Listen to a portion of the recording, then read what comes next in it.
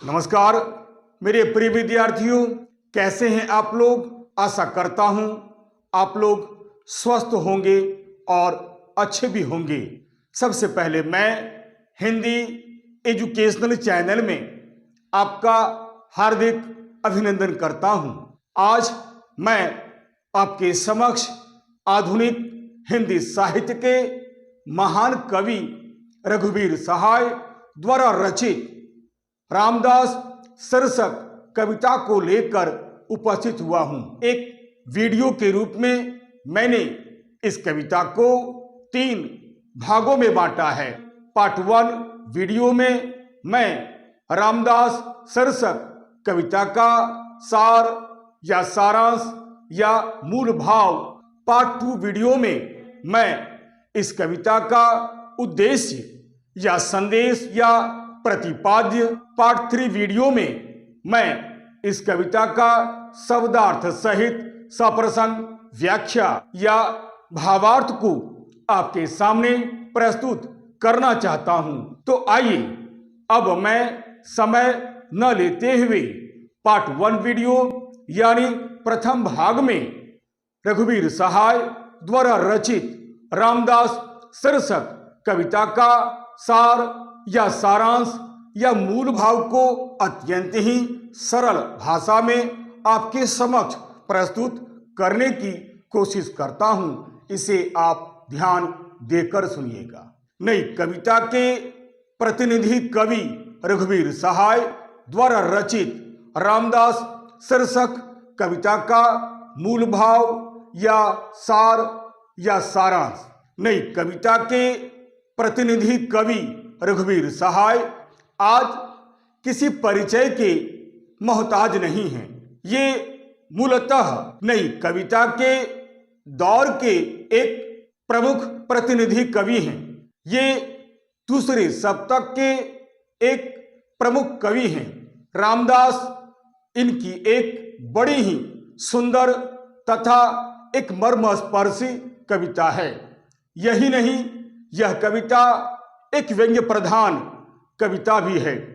इस कविता में इन्होंने आज की राजनीतिक स्थिति पर करारा व्यंग्य किया है।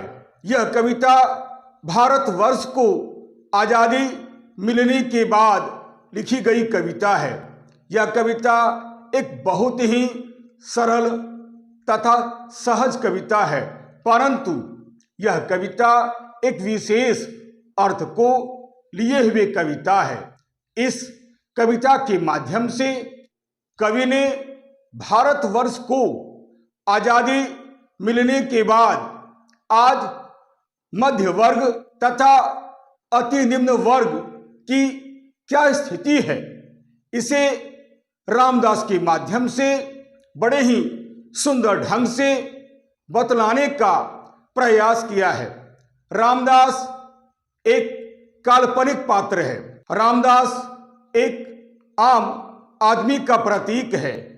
इस कविता में रामदास की हत्या का बड़ा ही मार्मिक चित्रण है। वह समाज में रहने वाले एक शोषित मानव का प्रतिनिधित्व करता है। इस कविता में रामदास नामक एक काल्पनिक व्यक्ति की हत्या होती है। इस कविता में कवि ने उस स्थान का वर्णन किया है जहां रामदास की हत्या होती है। रामदास एक बहुत ही भोला भाला, सीधा सादा तथा एक सरल हृदय का व्यक्ति था। आज रामदास शहर की एक चौड़ी सड़क पर अकेला चला जा रहा था, जहां उसकी हत्या कर देने की बात कही गई थी। सड़क के पास एक पतली गली थी। दिन का समय था। आकाश में काले काले बादल छाए हुए थे। आकाश में छाई हुई बदली देश में व्याप्त आतंक की छाया का प्रतीक है। रामदास का मन आज बहुत ही उदास था, कारण आज उसकी हत्या होने वाली थी। उसे उसकी मौत का समय और स्थान भी बता दिया गया था। कुछ ही क्षणों के बाद उसकी जीवन लीला समाप्त होने वाली थी। आइए कवि के शब्दों में। रामदास उस दिन उदास था, अंत समय आ गया पास था। रामदास धीरे धीरे उस स्थल की ओर बढ़ता है जहां उसकी हत्या होने वाली थी। शायद रामदास अगर सड़क पर न जाता तो शायद हत्यारा उसके घर में घुसकर अन्य परिवारजनों की भी हत्या कर देता। इसीलिए सबसे पहले उसने सोचा कि अपने साथ किसी को ले लें, लेकिन कुछ सोचकर उसने अपना विचार बदल दिया। शायद वह जानता था कि यदि वह किसी को साथ में लेकर जाएगा तो भी उसकी परिणति में कोई परिवर्तन आने वाला नहीं है, और यह भी हो सकता है कि हत्यारा उसकी भी, जिसे वह अपने साथ लेकर गया था, उसकी भी हत्या कर देता। यही सब सोचकर रामदास अकेला ही चला जा रहा था। कवि के शब्दों में, धीरे धीरे चला अकेले, सोचा साथ किसी को ले ले। ऐसे यदि देखा भी जाए तो सड़क पर वह अकेला बिल्कुल नहीं था। वहां अनेक लोग भी मौजूद थे, परंतु वे सभी मौन थे, खामोश थे। रामदास को बचाने के लिए वे प्रयत्नशील नहीं दिख रहे थे। रामदास को बचाने के लिए उनके पास कोई अस्त्र शस्त्र भी नहीं था। वहां सभी लोग निहत्थे खड़े थे। आज सभी लोगों को रामदास की हत्या होने की जानकारी थी, लेकिन किसी ने भी रामदास को बचाने के लिए कोई प्रयास नहीं किया। सड़क के बीचों बीच रामदास अकेला खड़ा था। उसके पास अपने बचाव का कोई मार्ग अब नहीं बचा था। रामदास ने अपने बचाव के लिए केवल अपनी दोनों हथेलियों से अपने पेट को ढक कर रखा था। फिर वह धीरे धीरे सधे हुए कदमों से चलकर सामने आया। वहां खड़े लोग यह सब देखकर डर के कारण सहम गए थे। सभी लोग अपनी आंख गड़ाए रामदास की परिणति को देख रहे थे, मानो अब कोई तमाशा होने वाला है। सचमुच यह दृश्य कितना दर्दनाक और दहशत पैदा करने वाला था। दृश्य की कल्पना करते ही हमारा हृदय भर उठता है। इतने लोगों की मौजूदगी में रामदास का सधे कदमों से आगे बढ़ना, जहां एक तरफ रामदास के साहस को दर्शाता है, वहीं हमारे देश की दुर्दशा और देशवासियों की कायरता को भी सिद्ध करता है। यह भारतवासियों की निष्क्रियता का ही परिचायक है। एक व्यक्ति कुछ देर के बाद गली से बाहर निकलकर सामने आया। उसने रामदास का नाम पुकारा। रामदास सामने आया।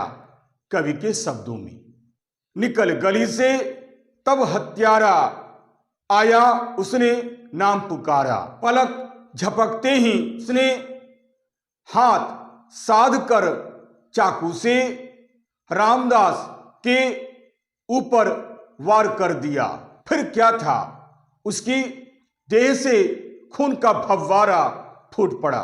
हत्या करने के बाद हत्यारा भीड़ को धक्का देता हुआ वह उस स्थान से निकल गया, मानो कुछ हुआ ही ना हो।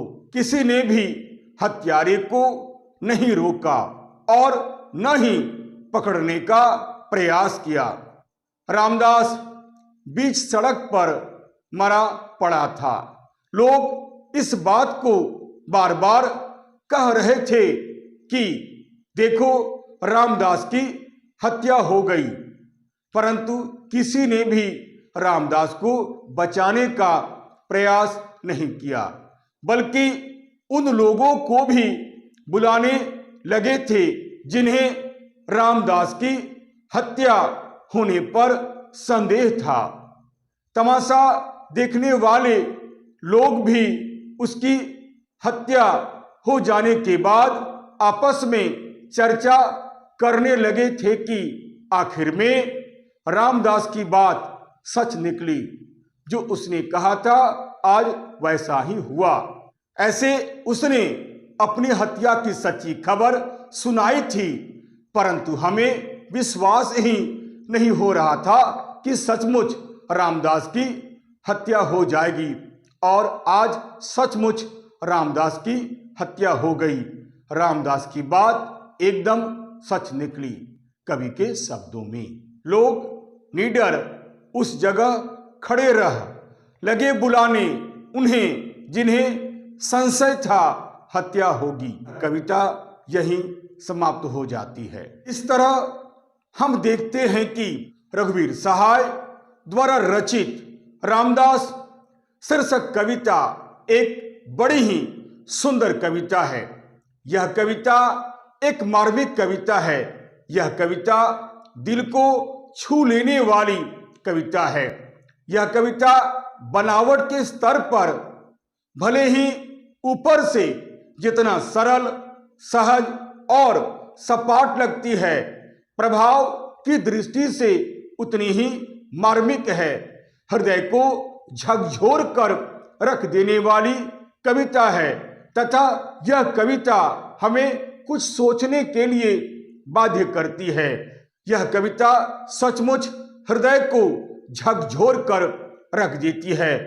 कविता की हर पंक्ति देश की बदतर होती जा रही दुर्दशा का बयान करती है। इस कविता में कवि ने उस स्थिति का भी वर्णन किया है जब समाज में अन्याय व अत्याचार तथा अपराध होता है और हम चुपचाप रह जाते हैं, और यदि कोई व्यक्ति उस अन्याय का, अत्याचार का तथा अपराध का विरोध करता है तो कोई भी व्यक्ति उसकी मदद के लिए सामने नहीं आता है, बेचारा अकेला पड़ जाता है। ऐसे समय में लोग मदद करने के बजाय कन्नी काट लेते हैं।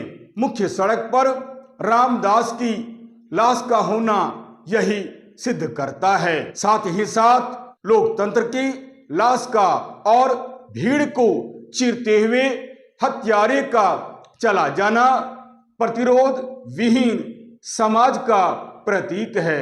आज सचमुच लोगों में समर्थन की भावना, सहयोग की भावना धीरे धीरे समाप्त हो चुकी है। हमें यह भी याद रखना चाहिए कि रामदास की हत्या केवल रामदास की हत्या नहीं है, बल्कि हमारी सोच, हमारे विचार, लोकतंत्र और कानून व्यवस्था और उसके प्रति विश्वास की हत्या है। आज हर व्यक्ति मतलबी हो गया है। आज हर व्यक्ति स्वार्थी हो गया है। लोग समझते हैं अगर हम शक्तिशाली हत्यारे का विरोध करेंगे और मरने वाले को बचाएंगे तो अपराधी मुझे ही मार डालेगा। यही कारण था कि इस कविता में रामदास की हत्या हो जाती है। रामदास की हत्या की घोषणा हो जाने पर भी कोई भी व्यक्ति उसकी मदद के लिए सामने नहीं आता है। केवल उपस्थित लोग तमाशा की तरह इस घटना को देखते रहते हैं। दरअसल आज लोगों में सहयोग की भावना, समर्थन की भावना, परोपकार की भावना धीरे धीरे खत्म हो गई है। यह एक चिंता का विषय है। वास्तव में रघुवीर सहाय जी ने रामदास शीर्षक कविता के माध्यम से यही संकेत किया है, इसी ओर हमारा ध्यान आकर्षित किया है। रघुवीर सहाय की यह कविता शासन और समाज की निष्क्रियता को रेखांकित करती है और यह बतलाती है कि हमें अपने दायित्व का पालन करना चाहिए। जबकि आज हम इतने स्वार्थी हो गए हैं, इतने मतलबी हो गए हैं कि आज हम अपने कर्तव्य का पालन नहीं करते हैं।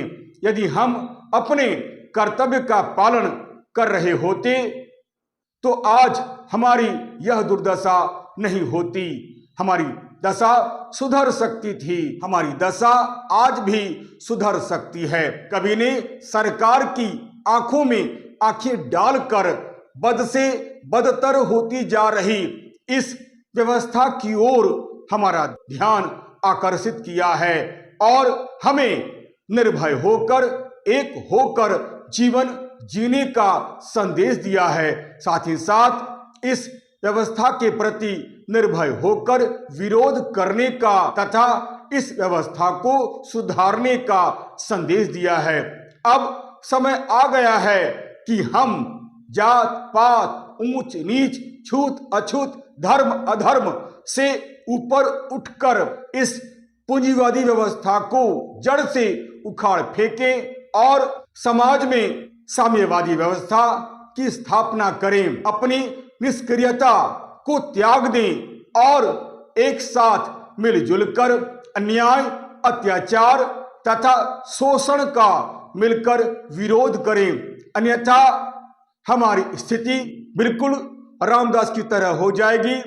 कोई व्यक्ति बीच चौराहे पर आएगा और हमारी हत्या करके निकल जाएगा। अतः आज आवश्यकता है कि हम मिलजुल कर समाज में पनप रहे गुंडाई ताकतों का खुलकर विरोध करें और एक सुंदर समाज की रचना करें। इस वीडियो को देखकर न केवल आप रामदास शीर्षक कविता का मूल भाव या सार या सारांश को समझ पाए होंगे, बल्कि इस कविता का गूढ़ार्थ क्या है इसे भी आप अच्छी तरह समझ गए होंगे। यदि आपको यह वीडियो अच्छा लगता है तो आप इसे लाइक करें, इसे शेयर करें और तो और सब्सक्राइब करना आप बिल्कुल नहीं भूलें। और हाँ, यदि मेरे वीडियो में अगर आपको कहीं भी किसी प्रकार की कोई त्रुटि या कोई कमी नजर आती है तो आप साफ कमेंट्स करें और हमें बतलाएं कि हमारी गलतियां कहाँ है, ताकि मैं उन गलतियों पर ध्यान दे सकूं और आपके लिए और भी अधिक सुंदर और भी अधिक आकर्षक वीडियो बनाकर प्रस्तुत कर सकूं, ताकि आप अधिक से अधिक इसका लाभ उठा सकें। तब तक के लिए नमस्कार, धन्यवाद।